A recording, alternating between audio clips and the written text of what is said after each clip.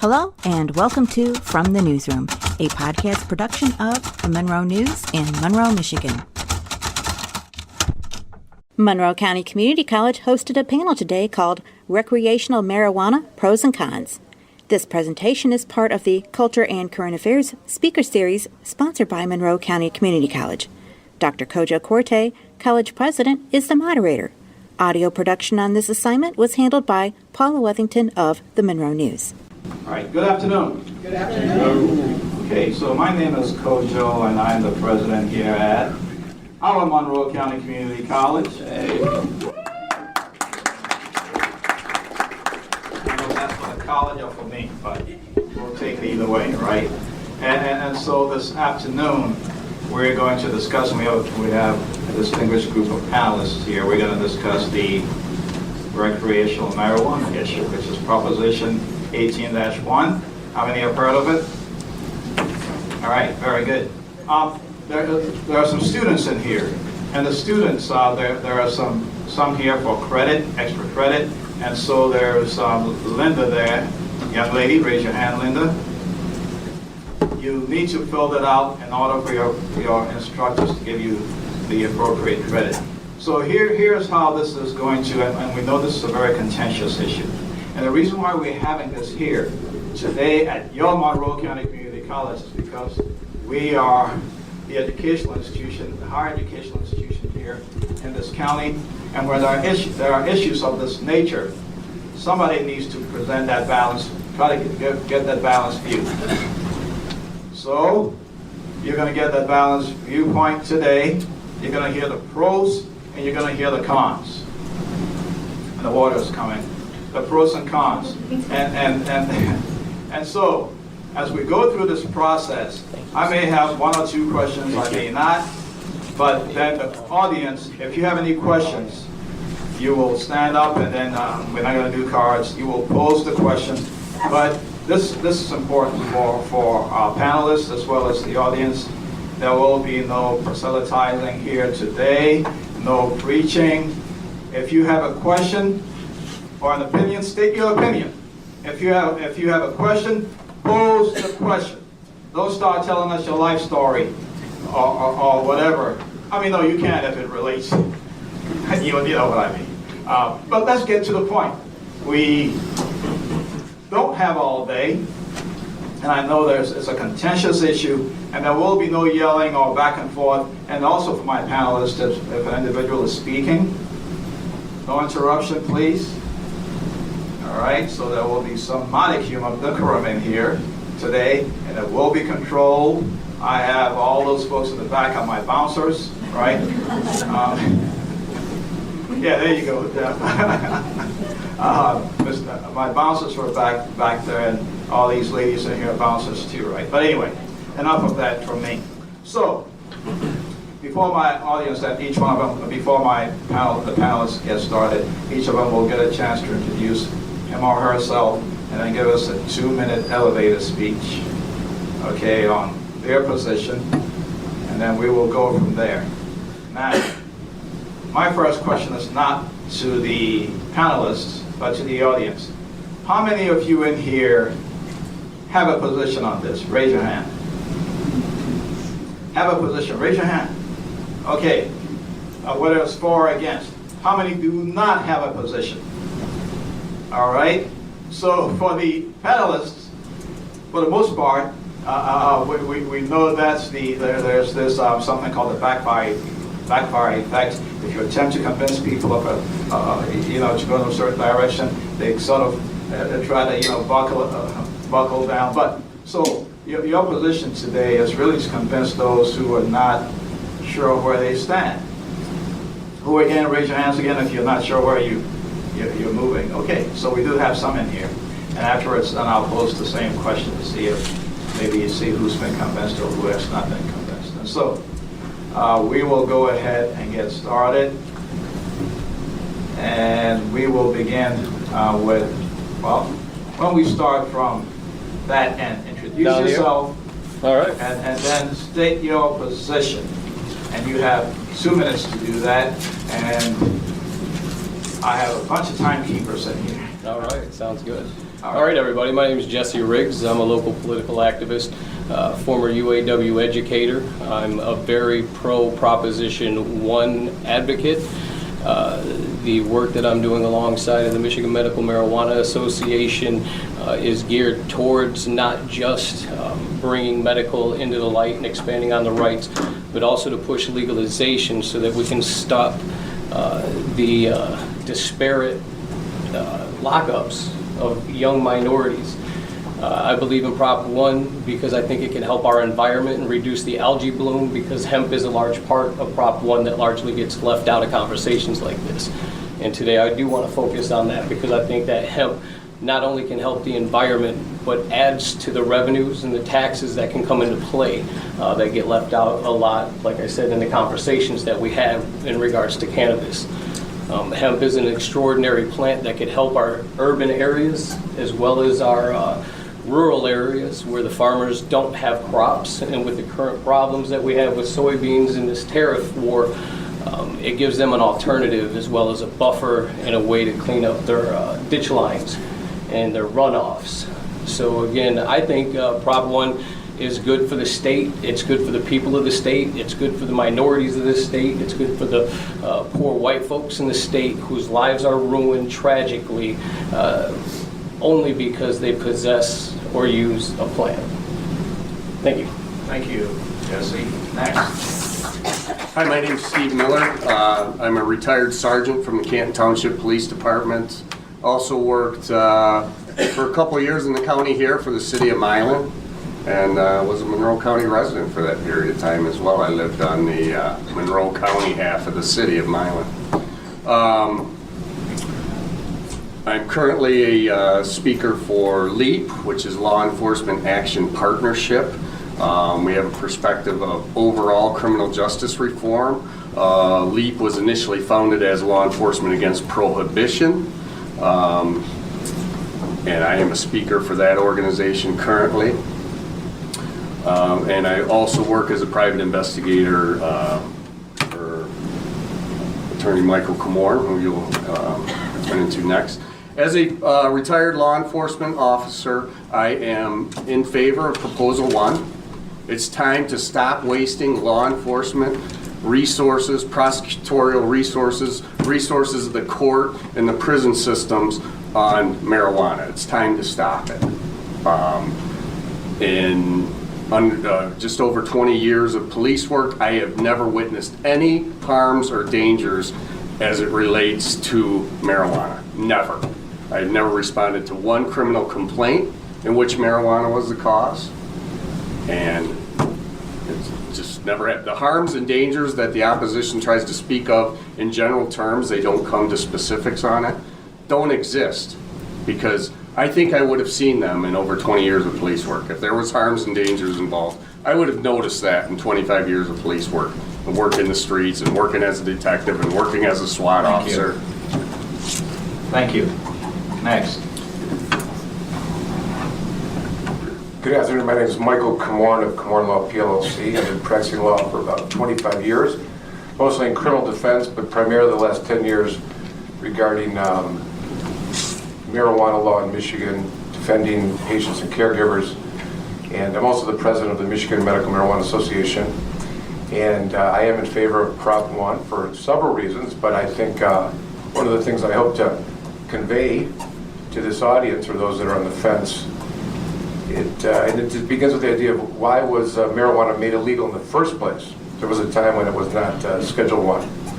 And it's kind of interesting time in the history of Michigan that we should, history of the United States, but we should think about it in Michigan, because in 1970-71, President Nixon wanted to know where and he should place, if at all, marijuana on the controlled substance list, which was a statute that he had masterminded. He sent it all of his good friends, which later became the Schaefer Report, where they did the absolute most comprehensive study that's ever been done by the federal government, reported to Nixon that they should not put marijuana on the scheduled list. Unfortunately, Nixon knew that some of his political opponents, that being the Vietnam protesters, civil rights activists, he had a thing for Jewish psychiatrists also, he knew that all of them were in favor of or utilizing it, and he wanted to punish them and criminalize them because they were his political opponents. His chief of staff, Ehrlichman, has been quoted after the demise of Nixon as saying, "You understand what I'm saying? We knew we couldn't make it illegal to either be against the war or black, but by getting the public to associate the hippies and the blacks with marijuana and heroin, and then criminalizing both heavily, we could disrupt those communities," Ehrlichman said. "We could arrest their leaders, raid their homes, break up their meetings, and vilify them night after night on the evening news. Did we know we were lying about the drugs? Of course we did."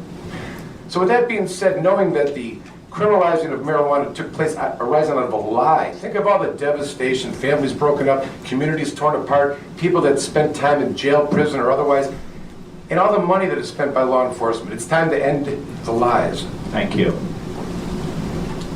Next. That's you. Well, good afternoon. I'm Randy Richardville. Can you hear okay? Okay, yeah. You talk. Bob Lesky is here.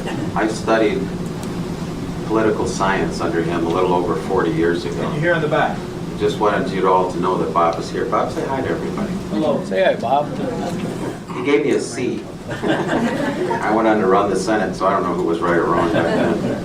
I've worked on this issue for a little over 10 years, this and related issues.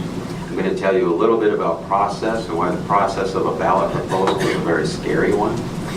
I don't believe that this is about hemp. There's nobody that, when Kojo talks about this being somewhat contentious, there's nobody that disagrees that hemp would be okay to be expanded in Michigan. That's not what this is about. Otherwise, we wouldn't be regulating it like alcohol, which is the name of the organization that pushed this proposal. This isn't about one law enforcement officer that thinks one way when 70-plus sheriffs around this state, not to mention prosecuting attorneys, the chiefs of the police association, et cetera, have said something very contrary to what was said here. And it certainly isn't about Richard Nixon and Watergate. What this is about is a ballot proposal that's dangerous, that when you look at it, you're going to see 100 words on a ballot. It's going to give you a couple of highlights, a couple of points. But there are 6,000 words that were put together by a number of people as organization, a special interest group that was paid pretty well. Same group that was related to putting the medical marijuana proposal together in 2008. What I hope to do today is not to brush over the facts, but explain some of the things that this bill does that are very scary. And you should know, again, talking about process, as the leader of the Michigan Senate, you would have to have 83 out of 110 representatives, as well as 30 out of 38 senators, vote to make any changes to this because it's an approved ballot proposal. So you're really tying the hands of the legislature to fix, improve, or change things as time went on. Once this passes, it's over. Thank you. Okay, now Curie, the young lady who's about to speak as an employee here at the college, but she's speaking for herself and not for the college. Thank you for that. Yes, I am not representing the opinion of Monroe County Community College. My name is Curie Wygonik. I'm an institutional researcher at the college.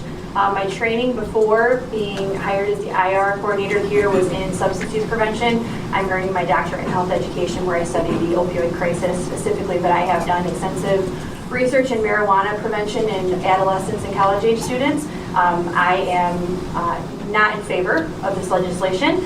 And my opinion on this is based in peer-reviewed scientific evidence that I've gathered over my course of training and that I've compiled today to kind of share. I hope that our minds are open to considering possibilities with this legislation and why it may be harmful. I do not seek to persuade anyone, actually. My involvement here is just to share information as a researcher. So I do want to remind us, marijuana is currently federally classified as a Schedule I substance under the Controlled Substance Act of 1970 based on its abuse potential and no established, or at least federally recognized, established medical purpose, despite different legislation at state level that legalizes or decriminalizes this for medical purposes and or recreational use. The drug is not regulated by the Food and Drug Administration. There's no requirement for purity, potency, or dosing standards to be established or labeled on products, which is dangerous. And that's a primary segment of my position on this. This is especially concerning for edible products that take longer to metabolize in the body, leading to overconsumption to achieve the feeling of high. before the onset occurs, and this is contributing to increased emergency room visits and consumption and access by young children that cannot tolerate THC at the level that an adult could. Marijuana use among adolescents and college-age students, which is the population of interest in our institution. This use among this age group specifically, because the prefrontal cortex matures into the mid-20s, is especially critical because long-term impairment of higher cognitive functioning that our students need, like critical thinking skills, problem-solving skills, can be impaired. So my position is that I'm not in favor for the safety of our students and those in that vulnerable age group. Thank you. Yeah. Next. Good afternoon. My name is Lauren Boudre. I'm an assistant prosecutor with the Monroe County Prosecutor's Office, and I currently handle all of the drug possession cases in our office. And I am opposed to Proposition 1, and for the reasons that our Chief Assistant Michael Rohrig will explain to you here briefly. Thank you. So as Lauren said, my name is Michael Rohrig. I'm the Chief Assistant in the Monroe County Prosecutor's Office. I've been in the office and a prosecutor for approximately 25 years. I am opposed to this, both personally and professionally. And when I say personally, I would add that I'm a husband. I'm also a father of 4 young daughters. When I say young, they're 18 to 23 years of age. And I guess I have a lot of information I want to impart to you, and hopefully we'll have a chance to do that through your questions and through Kojo's questions. I would begin just by pointing out that we really have to analyze this on different levels. One level is the federal legislation that makes it and has made it an illegal controlled substance for 50 years. It's a controlled, it's a level 1 controlled substance, which means it has, by definition, has no inherent medical value, and it's highly addictive. Now, I recognize that there are probably some of you in the room, and I'm not talking about our panelists, who see some value in medical marijuana. But bear in mind, we're not talking about medical marijuana. The medical marijuana train left the station in 2008 when it was legalized in this state. And it is presently legal in approximately 30 states in the United States. Now, it doesn't exist in a vacuum. There's aspects of that are important in this discussion as well. For example, the medical marijuana ballot proposal back in 2008 didn't include any language about regulation, nor does the present ballot proposal. And it's a huge issue, which I suspect former Senator Richardville can speak to better than any of us. But bear in mind that there are other aspects of the fact that it's illegal federally that come into play. For example, from a money standpoint, banks can't take money from marijuana businesses. Now, there are some exceptions, and this is a changing scenario. For example, we know the Trump administration earlier this year came out and said that they were going to make significant policy changes, but that hasn't actually happened. The Department of Justice hasn't actually done that, so we don't really know where they come down on this. So there's aspects of that are important. From a state standpoint, I would just point to 4 quick aspects of this that I think are important to know. The impact on our children. This legislation, this ballot proposal is directed to our children. Edibles are a huge issue. In Colorado, where it's been legal for a long time, edibles comprise 50% of the market. I'm talking about gummy bears, chocolate chip cookies, candy bars, things like that, where the THC concentration is off the charts. It's bad for our roads. There's definitely going to be an increase in traffic fatalities. We've seen that. We don't have to guess what's going to happen in Michigan. We can look to the other states where this is happening. Colorado, California experienced a 100% increase in marijuana-related traffic fatalities in the first year after the drug was legalized. Also, the impact on our workforce. 55% more absenteeism, much higher rate of tardiness, and productivity way down. And then finally, the impact on our healthcare system. It's going to be hugely expensive for us to deal with all the problems associated with the potential of legalizing marijuana.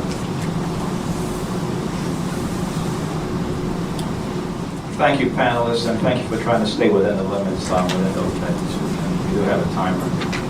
And so just one question from me before we turn it over to the audience. And not all of you need to answer this question. So there is this, I read it in the paper, the front page of the paper, I think it was, may have been today's paper, Monroe News, that cities can opt out, all townships, all municipalities can opt out. And is it today's paper? Okay, it's all observed. But anyway, so the city of Monroe is considering opting out so that these facilities, if this law is passed, cannot operate in the city of Monroe, if I'm correct. So how many, what are your thoughts about a city opting out? You know, there's federal legislation, now there's state, and now cities, then municipalities can opt out. Anybody have any thoughts on that? Well, I'll try. I think that what you're talking about is MMFLA, our crack reporters here, and I think that's what the story relates to. Right. And that's the Michigan the Medical Marijuana Facilities Licensing Act allows people, but this is medical marijuana, right? It allows municipalities to opt in or opt out. They actually have to opt in order to pave the way for business to come into their jurisdiction. If they do nothing, or if they expressly opt out, then the business can't come into their jurisdiction. Practically every municipality in Monroe County has expressly opted out. There's there's two, I think, that are contemplating it. I want to say Summerfield. Well, actually, Summerfield, I think, and Lunapir passed. Right. Yeah. So those two, but everybody else is up, as far as I know. Yes. So looking at some peer-reviewed literature that's very recent, published in 2018, a study that looked at community-level policy responses to state legalization in Washington state. Of 125 cities that these researchers surveyed in Washington state, 30 counties passed local ordinances or opted out to significantly restrict, ban altogether, or zone marijuana dispensaries or locations that dealt in product sales. Communities most frequently enacted the ordinances that zone, so meaning they could look at where and where not businesses could establish, usually zoning to prevent dispensaries from opening within certain distances of schools and other sensitive areas, which this legislation in their ballot does not have language around. So this is happening in states with current legalization. All right, very good. Anyone else? Well, the current legislation is very similar to how my brother prosecutor on there stated. The legalization piece allows for the cities to opt in order to function in the business environment the exact same way it was described. And for those communities that don't want to participate as in a commercial situation can simply opt out. And all the concerns that community may have can be removed for their local issues. There is also a piece, as it goes in Michigan, we're one of the few states that's lucky enough to have the ballot proposal, and it was applied as part of this particular legalization piece, and that would mean that a local community could get onto its ballot at a township, city, or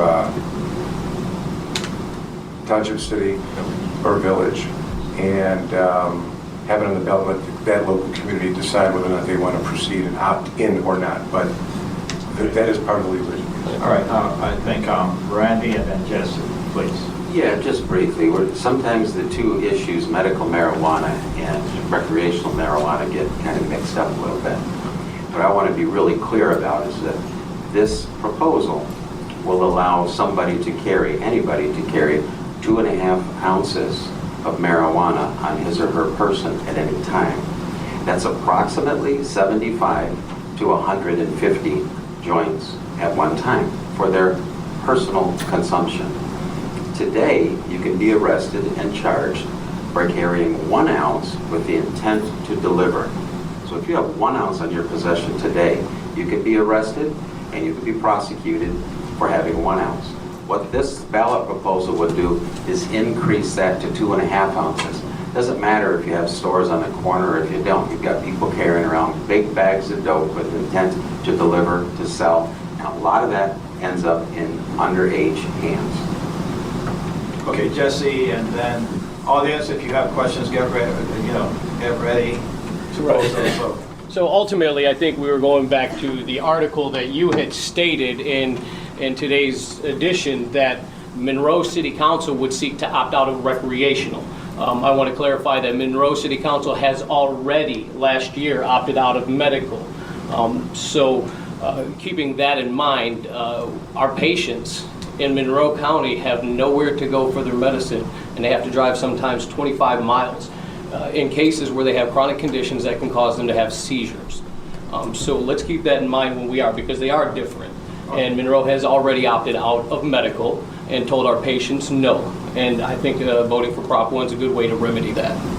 All right, very good. So, audience, if you have questions, raise your hands. Who has a question? Okay, first hand. I have a question. Who has a question? Okay, do we have a mic, a live mic? No, we don't. Okay, so could you speak, young lady in the orange? Stand up, please, and tell us who you are and speak a little. We don't have a mic, so speak a little louder, unless you want to come up here and take this one. No, I'm fine. Rose Voss. Thanks, Bob, for the poli-sci lessons. I love your classes. No, Randy, the reason people need to be able to carry more is because you can take 90 oxycodone with you on an airplane and go wherever you want. But you cannot take your medical marijuana medicine with you wherever you need to go. They need to be able to take as much as they need for that time period that they're going to be gone. That's you're talking one about reason. medical, Excuse me, though. I'm still talking, don't interrupt. That's one reason. Number two, have you heard Ronald Reagan's drug czar say that medical marijuana is not the problem? That other people who are addicts get to higher drugs on their own, not through medical marijuana? And now Speaker of the House, your previous Speaker of the House, is getting on board with investing in marijuana because it's so necessary, and people should not be limited because a doctor doesn't think they need it. That should not limit them. I've gotten rid of glaucoma, fibroids, and I'm so frustrated right now, I can't even think, thanks to marijuana. And I don't think that people should be limited and have to drive 45 miles to Ann Arbor to get their medicine. If you think that's fair, then close all the pharmacies in this town and make everybody go for their medicine 45 miles. That, sir, would be equal justice to all Americans, not the few. All right, very good.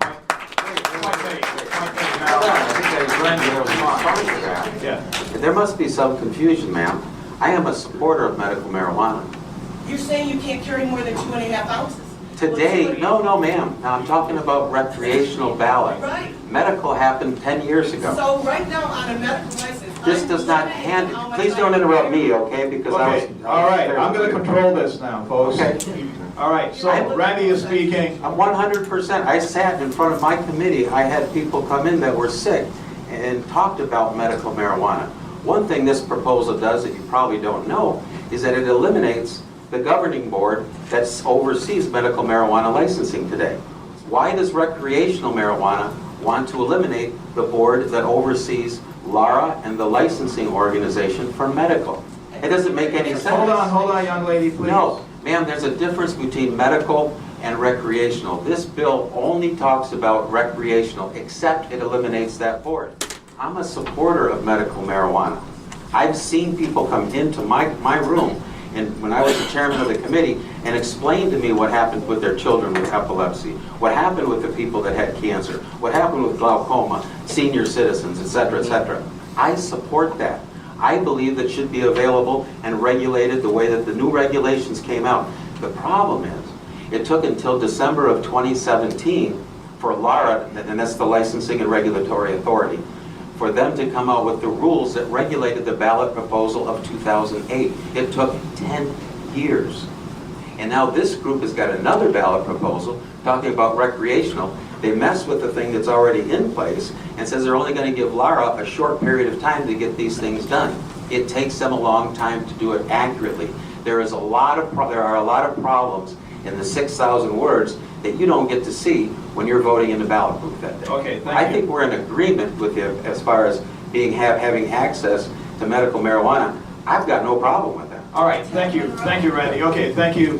So over to Michael. Thank you. Just to do some quick fact checking on the issue of whether or not, how difficult it is to amend ballot proposals for the senator.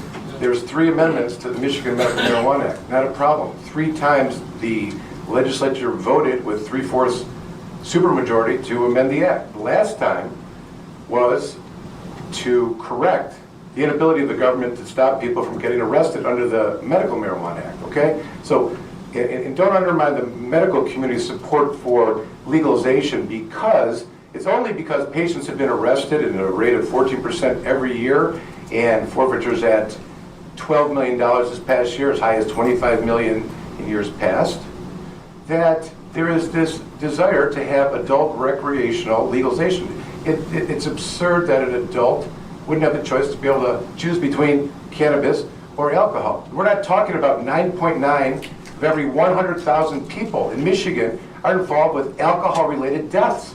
I think we should make alcohol legal, but we know that didn't work.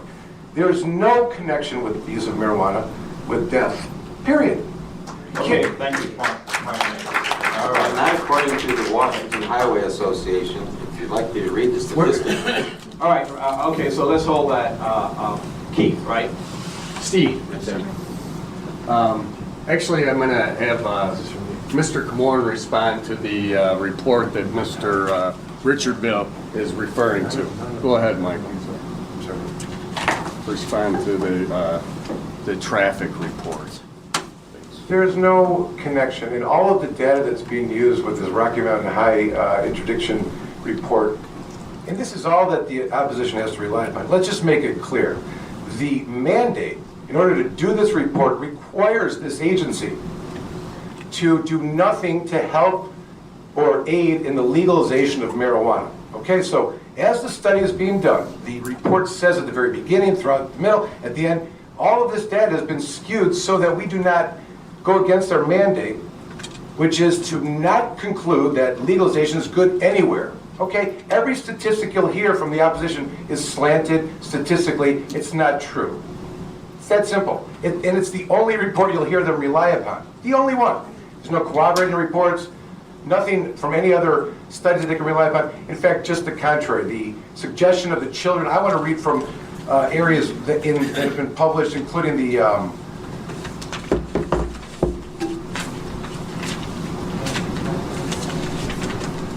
June 16th, study in Journal of American Academy of Child and Adolescent Psychiatry found that the number of teens using marijuana is falling as more states legalize or decriminalize cannabis. In February 2017, the Colorado Department of Public Health and Environmental report that the rate of marijuana use amongst teens has not changed since legalization, either in terms of the number of people using or their frequency use amongst users. In March 2017, the Washington State Department of Health released a statewide survey showing rates of teen use has remained basically unchanged since legalization. The idea that this is changing is absurd. It's not based in fact. It's from an organization whose mandate is to skew the facts, to give ammunition and things to say in debates like this. Thank you. I like anyone on this side to respond. Probably be a good idea if I did to some of it. Take a look. Let's just think about it from a common sense standpoint. Because there are statistics, there are facts, there are opinions. Why don't you look it up yourself? Just look up Washington, Colorado, traffic, deaths, marijuana. Google it, see what you see. You won't see that they're going down or not increasing. You'll see exactly the opposite. And you will see law enforcement saying, please don't make the same mistake that we did in Colorado. Here's another one. Posh neighborhoods turn to pot. Okay, it was on national news explaining about the cartels from Cuba that are coming into Colorado and setting up inside their homes. And if you want to laugh and make faces, go ahead and do that. Look it up and read it. Educate yourself. All right, okay, no. Your comments to the audience. Now, I will read Make this. your point. I will read this.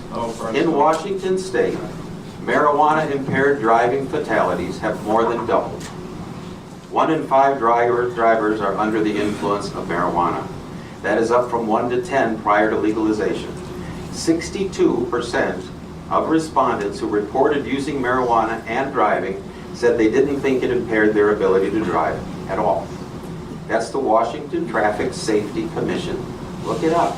I'm not spewing one fact or one group. All right, I'm saying, look it up yourself. I'll let someone else go next, but let me make a statement here. Let me make myself very clear. respond to the questions with the audience, no interaction, unless you're responding directly to a question. No interaction with each other here in the panel, unless it's legitimate interaction, whatever that means, right? So let's just, okay, so does anyone have a statement? And no, snickering or additional, I'm not hearing any, but additional comments or what have you. And none of that from the audience either. Bouncers, are you ready? There's Randy Daniel, my bouncer right there. Yes. And we will bounce you folks. All right. Okay. Let's get another, and then we'll move on. Before we get a state, is there another question in the audience? Okay, so there are questions in the audience that we need to get to. So let me get one more statement on this. Okay. So just to address some of the other, I would say, unbiased and peer-reviewed, scientifically sound sources of information on traffic fatalities related to marijuana use. Some meta-analyses that were recently published in 2018 looked at early evidence of recreational marijuana legalization in traffic fatalities where at least one driver tested positive for THC, increasing by 10% nationally from 2013 to 2016, where operation of recreational marijuana dispensaries was associated with a 9.2% increase in fatalities in Washington State and Colorado from 2009 to 2016. These are researchers from reputable institutions that conduct secondary data analyses on existing data, and they have no reason to modify those results, and they're unbiased entirely in the scientific community. Risk of DUI and marijuana use due to marijuana use among adolescents is influenced by policy level factors. So these are some social science reports looking at how the changing of social norms, making marijuana use a normative behavior, thus legalizing recreational use, makes adolescents and young drivers have lower perceived risk of marijuana use, thus making them feel more comfortable getting behind the wheel and increasing the frequency that we are issuing driving while impaired marijuana All right, citations. so we're hearing conflicting statistics and students. How many are students in here? All my students, all of you? You can do this research for yourselves, right? So go out there and find out for yourselves, and I think Randy said that. One more statement on this, and then we will turn. There are a lot of questions. The audience have a lot of questions, folks. No one in support of the ballot initiative is suggesting that anyone under the age of 21 use marijuana. So the suggestions of the statistics are not something that anyone's advocating. Reduction in development is not an issue that we're here to debate at this particular time because it's designed for adults only. But there are certain statistics that people should consider in terms of what and how Michigan has spent its time and energy over the last 10 years. And I think this goes to the credibility of the opposition. And I would tell you this. I'm a lawyer. I go to court every day and I talk to police officers who come to court and defend the arrests. And I will tell you that they often say to me, they should just legalize it already. Now, that may be different than the upper echelon and the top-tiered individuals, but maybe there's something to do with this. We found out that the Michigan State Forensic Science Division spends 40% of its budget testing marijuana. 40%. This is a statement made by the former director. In the same breath, he said, and that's why we've been unable to get to the rape kits which remain on the shelves. From his mouth, the next statement was, maybe legalization will help us.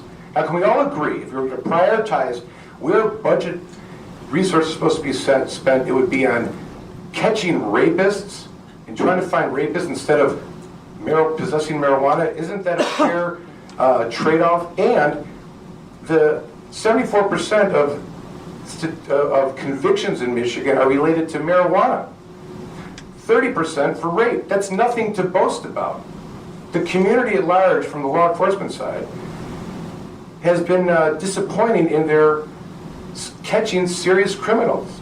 There's nothing to boast about getting forfeiture proceeds and arresting 21,000 adults every year and spending, in 2010, $91 million. Senate's analysis identifies $91 million of resource in 2010 spent on prosecuting and punishing for marijuana, including the court system. Now, you go to any district court or circuit court any day of the week in Michigan, 40% of the docket is made up of marijuana cases. Okay. Why do you think that there's a desire of these law enforcement leaders to keep this money train going. It keeps them coming to court, gets their overtime. They have. Your point. Your point. I think you made your point. Let's. Okay. So there is a question. Well, Kim. Yes, please. My name is Kim, and I'm an employee. A little louder, please. Sorry, my name is Kim, and I'm an employee of the college, but I'm here because I'm a citizen of Monroe County and Michigan, and I'm interested in this issue. I think one of the concerns as a parent in Monroe County is safety, of course, of our children and our citizens, but also accountability. And I've heard even today comparisons of recreational marijuana to alcohol usage.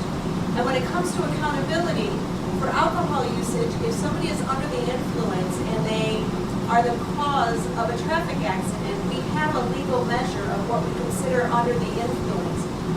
I'm not well educated in the area of recreational marijuana usage, but it's my understanding that currently our technology only tells us if somebody has it in the system or not. And it really isn't a measure of how recently they used.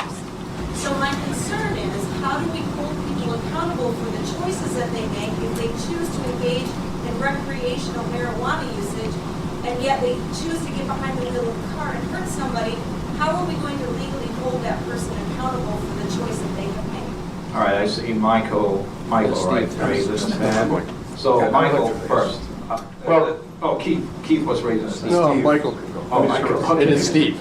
The existing laws in Michigan address the exact accountability that you're talking about. Michigan has a law currently that any amount of THC in your system is the same as a drunk driving case, just driving regularly. If you're involved in an accident, it's having a Schedule 1 controlled substance causing an accident and then causing death.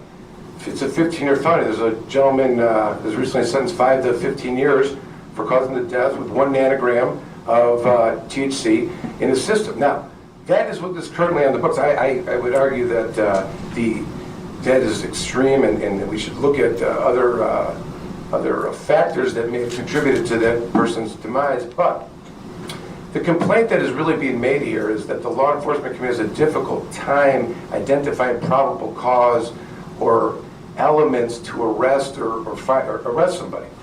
And what they're really saying is that there's no evidence that someone is effectuated by their ingestion of cannabis. In other words, they complain that there's no measures like an alcohol test or some other types of sobriety tests, and it's true, because there isn't anything that they can utilize for purposes of showing impairment other than watch the person's driving. If you're going to pull someone over for somebody suspicious driving, then the driving is what will make the case if they have cannabis in their system. They arrest people all the time in Michigan. Michigan law requires you to consent to a blood test. They'll take you down any day of the week. If you don't, you lose your license for a year. There are many measures and many ways to hold drivers accountable if there's suspicion of them being under the influence of cannabis. They do it all the time with cannabis and other prescription drugs, which are far greater a concern for the general public in terms of driving. And I should mention, statistically, every single state that has legalized or made medical marijuana an option has shown a reduction in overdose of opioids. Okay. I think Curie. Why don't we let the prosecutor talk about this? Because I think there's a lot of Okay. Just addressing your question directly. The problem is the ability to quantify THC in the system. And there is presently no means of doing that on scene. The only way to do it is through a blood test. And that's fine, and that does happen. Certainly in a fatal crash situation, that's going to happen. But it's naive to think that there is bad driving present in every case. There are cases, even fatal cases, where there is no bad driving. And so you can't just look at what the person was doing and what the potential impairment that they were suffering as a way to establish probable cause. Isn't that an accident then? I don't mean to interrupt you, but isn't that what you call an accident? Okay, no interruption, please. Yes, yeah. So the answer to that is no. So that's a big problem, number one. accountability is an issue, although it has to be right now, the way the law is that it has to be the presence of actual THC, not the metabolite.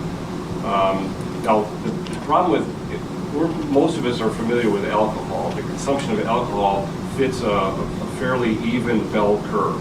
You consume, it goes into your bloodstream, eventually you stop consuming and it kind of peaks and then it starts to drop off and it dissipates. Eventually it goes out of your system altogether.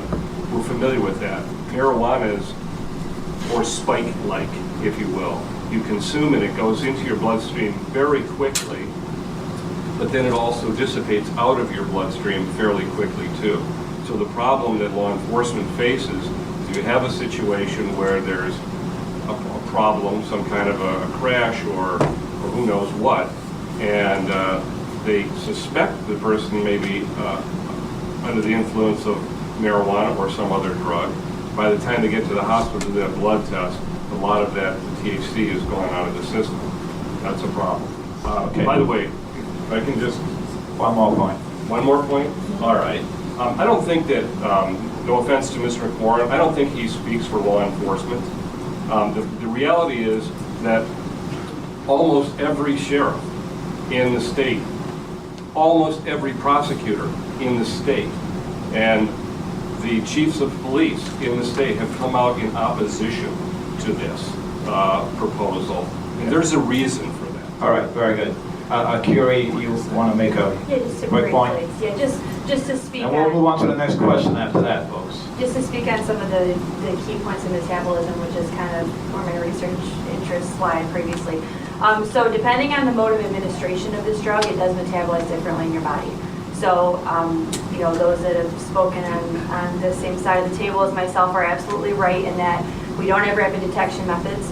We won't get to a place of rapid detection methods, and we cannot determine an acceptable level before we consider someone impaired, as we do with our 0.08 blood alcohol concentration level.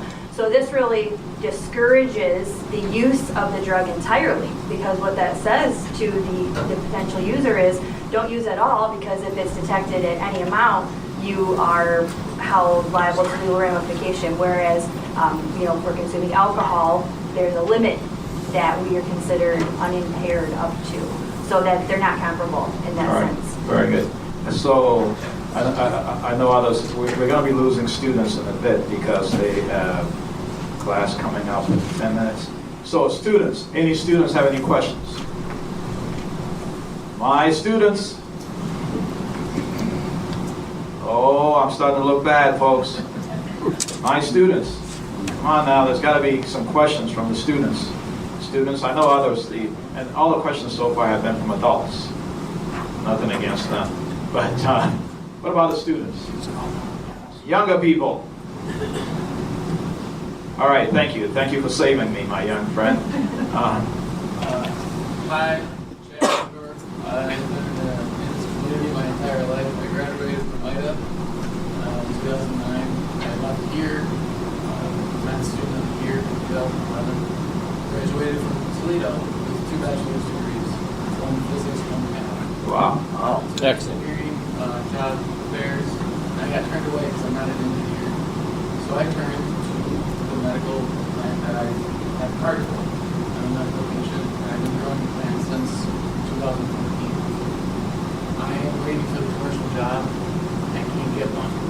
And now what we do with this, the cartels that exist, I don't know where they are, but maybe they can turn to the commercial side and start growing. Because, you know, I've gotten graded before by the police.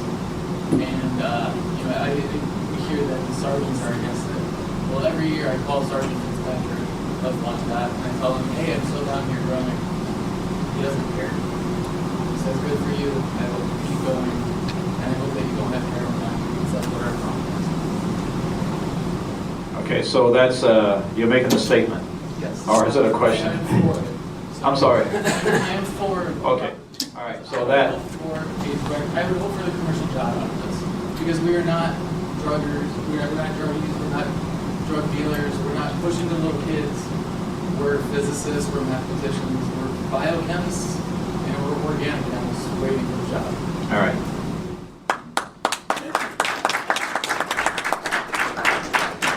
statement, not a question. All right, any questions from anybody in the audience? Let's give our Professor Robin a chance first, someone who hasn't asked a question yet. Robin? And we're going to be losing a lot of folks in a little bit, folks. We are already, but Robin. Hey, but thanks for coming out. Yeah, thank you. For sure. Thank you all for coming, folks. Their students and their classes usually, so we started at 2:30 and at 3:30 they have to go to class. So let's, and for those who can stay around and you can interact with the panelists. But Professor Robin West Smith.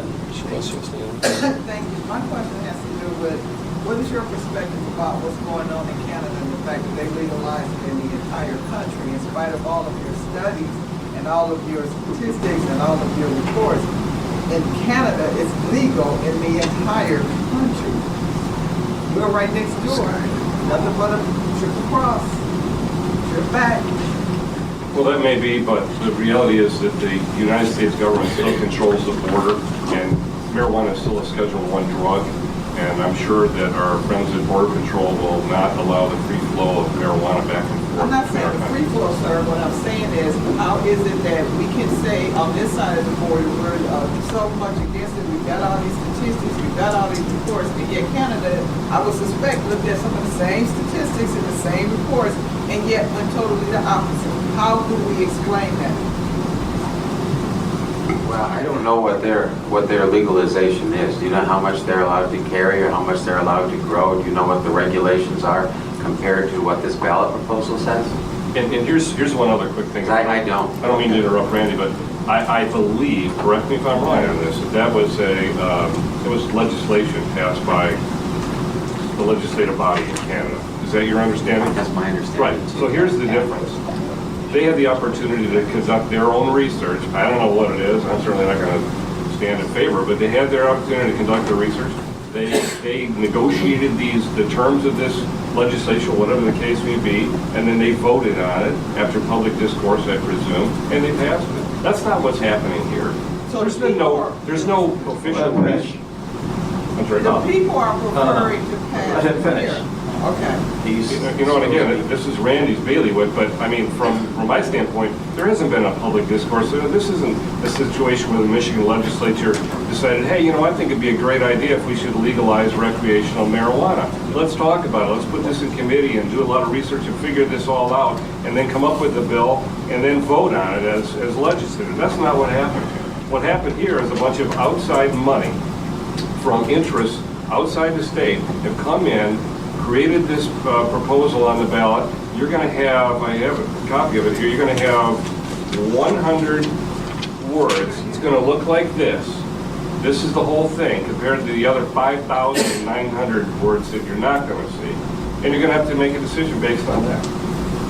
That was the same way they passed the decision with respect to awarding determine discrimination at the education level. I mean, we can always say how different legislation is worded. My whole point is that if the people are saying this is what they want, you're basically saying that perhaps the people aren't sure what they want, that maybe it should be decided by legislation. That's my question. Well, because Canada decided by legislation, are you saying that it'd probably be better if the state of Michigan decided by legislation as opposed to a 100-word ballot initiative by the people? I definitely think that the legislature should do that. I also think there's plenty of legislation in other countries that I don't think are a good idea, and that's one of them. All right. And you just pose this question, who was it that we can look to that was voting for legalization and championing that legalization bill in Michigan? I don't think we're going to name anyone, no one with the majority side. Okay. But further, I just want to address a couple of things Do you here. want me to tell you his name? Well, nothing happened with it, and furthermore, the current Attorney General for the Republicans had an opportunity to take the ballot initiative and put it to a vote, where then the legislature would have only 51% to deal with. And the suggestion that there wasn't any public discourse, and the legislature didn't know that the citizens of Michigan wanted to legalize marijuana, adult recreational, is absurd. In 2016, they gathered enough signatures to do so, but the Board of Canvassers didn't allow. They got sued in the federal court, said it was too late. All that effort, all that energy left. Did we see the legislature act in 2017? No. Did they act in 2018? No. So public discourse, people have been very upset that arrests for marijuana, medical marijuana, have been up 14% since the passage of the Michigan medical marijuana, and forfeiture is as high as $25 million in 2011. This is not what was intended. The legislature cannot be trusted. Their motivations in this have been revealed, that they're making too much money from it, and they're bringing in a lot of money, which generally legislative agencies don't do. They're budgeted for the year. I have to cut you off there. There's just one more statement from the panelists here. And then we have a question from a student. Oh, I'm sorry. Did you want me to say? No, not you, the young lady. Oh, I had a brief response. Oh, go ahead. Sorry. Yeah. Just a brief response to all these comments that have come up from those in support of the proposal regarding arrests and youths being unjustly incarcerated and those types of things. The Monroe County Jail currently has 335 inmates in it. Of those inmates, only 5 of them are in there for a possession of marijuana charge. 5. In the Ingham County Jail, which is in the Lansing area, there are 414 inmates in the jail. 2 of them are for marijuana possession alone. And of the 39,000 inmates in our Michigan prison system, 5 of them are in there for possession of marijuana. So our youth and even adults are not being incarcerated because of possession of marijuana charges. That argument is just not true. Okay, thank you. So we have a question from a student. You what? My question was answered. Your question was answered. All right. Just a quick question. A quick question. Yeah. All right, and then we'll go here, and we are, my timekeeper? Very good, okay. With regard to driving under the influence of marijuana, if businesses check your blood for 30, you can carry marijuana in your system for over 30 days depending on your fat content. So if you smoked a joint 2 weeks ago and you get pulled over and you show THC in your system, you can go to prison for that. And that's not right. That needs to change. They need to come up with a test that can test you instantly that shows how long ago you consumed so that you can be more responsible in that way and get people, because people who rub it on their bodies don't even smoke it. And they'll test positive. So I think it's something that needs to be considered. All right, so that's Well, I mean, you're just mistaken. There's hardly any way other than to say that. THC evaporates, that's not the right word, so I'm not using it in a scientific manner, but it leaves the body in a relatively short period of time, not 2 weeks. We're talking a matter of hours. The metabolite stays in your system for a lengthier period of time. However, the metabolite in Michigan is not illegal. okay, point made. Okay, let's go to Linda Roberts. Linda, and then we have a student in the back, right? And I know Dr. back there, you had a question, but let's go to Linda first. I'm just curious if this proposal passes, how companies in the state of Michigan are going to monitor people who need drug testing when they go to work. Because if it's legal and then these companies have laws or their human resource department monitors that, how do you balance that out? That's a great question. It's a real problem. I was with the president of Penske Corporation, who has a worldwide organization, and he was showing me the number of lawsuits on his phone from the states where recreational marijuana is legal, and they are many. Because people say, well, we have the right to smoke, and they say, well, you don't have the right to come and work that way, and yet you got high-low drivers. Detroit Edison is supporting us 100% because they don't want people out there stoned with nuclear power and electricity. Okay, so we want to have competition with a global market, while a third of our employees are under the influence of some kind of marijuana. What kind of message are we talking about for our future and for the state of Michigan? I think you made the point. Let's go to Jesse. Mine's very brief. Oh, you. I just have information for her if she wants to read it. Okay. Well, I just wanted to point out that right now, currently, and in the past many decades, they have policies in place. There are union contracts in place. We have human resources people in the audience that I'm sure can tell you that there are already trainings available to management so that they can identify people who are under the influence, right? So that problem is already in place. The solutions and the remedies are already in place and they're being practiced. And I would say, to the credit of some of the human resources people in this building, have been done very efficiently. And I don't think that that's a concern that we really need to be worried about. And no one's advocating that people go to work impaired or, do their jobs while under the influence of marijuana. This is conceptually something that's going to be utilized in lieu of the use of alcohol. I mean, people will show up to work after, having a drink the night before, and they may still have the remnants of alcohol in their system. They may not be completely out of it. They have alcohol in their system. We're not firing them for that. And I would suggest maybe some employers will begin to look at, the performance issue instead of just the illegality of having it in their systems. I agree with you, it's a problem, but I think as this gets more readily understood, and it's not so much the having it in your system that's the crime, but the performance, as when that mindset begins to be realized, it's not going to be an issue. Okay, so one statement from the back, and then we'll have a question from perhaps a final question from a student. I just was going to say that the Michigan Chamber of Commerce has come out in opposition of this proposal as well. For a lot of those same concerns that you have, they've outlined them in a published thing here, if you'd like to review them afterwards. Okay, all right, so, sorry, I know there were some other hands up. Dr. Jazz, I know you had your hand up, but sorry. We're gonna have a student ask. One comment, a short one? Sure. Go ahead. We are very adult, grown, educated people in this group. We are at educational institute. I want you to think about before you young adults try it.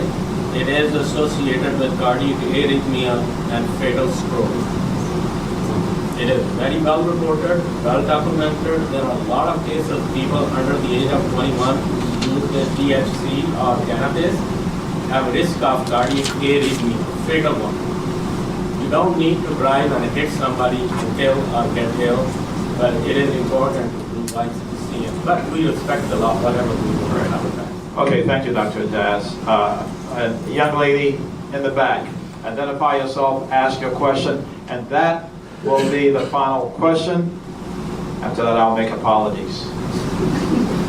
I'm Savannah. I just want to know, with your fatality records, how do you know if they were under the influence at that time if you can't measure the limit in their system? You can measure the content of the THC and frankly the metabolite too, although the metabolite isn't illegal. But you can measure it through a blood test. What I was trying to say before is that you can't, like on the scene of a police stop, if the police officer suspects a person is under the influence of alcohol, they can give them a preliminary breath test, for example, and that is a rough measure of the alcohol content in their bloodstream, but can't do that with marijuana. Okay, but if I smoked a blunt last week and were to go for a drug test in the county or something, I could still get tested positive. So what is the You can get tested positive for the metabolite, not, which is not illegal. Is what they're assessing, is the active ingredient of impairment. Okay. All right, so, sorry folks, I apologize, but that is the final question. I know some of you had your hands up, wanted to ask questions. The panelists will be here, well, I don't know what the time limits are, but in terms of them, but they'll be here if you want to interact with them. We want to thank you all for coming. I want to thank the panelists. This is truly a blue-ribbon group of panelists here, and I know they all have important work to do, but this issue, and we found out, and we knew this, that is very contentious, and I know Michael and Randy probably sparred more than once in the past, right? And so... Actually, we haven't. Oh, you haven't? They send something from different cities all the time. Oh, okay. Yeah, next time we'll keep you separated. If there is something. No. All right, so I think for the most part, this was civil to the extent that we can control it. Good job. And all of you, thank you for being here. And the students, hope you learned something. The final question from me to the audience. How many of you were swayed one way or the other by this discussion? Raise your hands. About 3. Okay, several people have left. How many were not affected at all by this discussion? Okay, so your position before is your position now. Okay, how many of you, when you came in, were sort of on the fence and now have decided to go in one way or the other, similar to the first question? All right, so one person. All right, so anybody's mind. So what we do here at Monroe County Community College, this is the Center of Educational Excellence here in our county, and so we have these edifying, illuminating discussions as part of our current affairs series. It just so happens that this is the one we had this time. In the past, we've done discussions on Ferguson. You remember Ferguson? On Baltimore, on Black Lives Matter, controversial issues. Yes. But we need to talk about a lot of these issues. If we don't talk about it and sweep them under the rug, we make no progress. And where else can we have these discussions other than where? At your Monroe County Community College. All right. So thank you all for being here today. This has been a podcast production of the Monroe News in Monroe, Michigan. Find us online at www.monroenews.com, on social media at screen name Monroe News, and in print 7 days a week.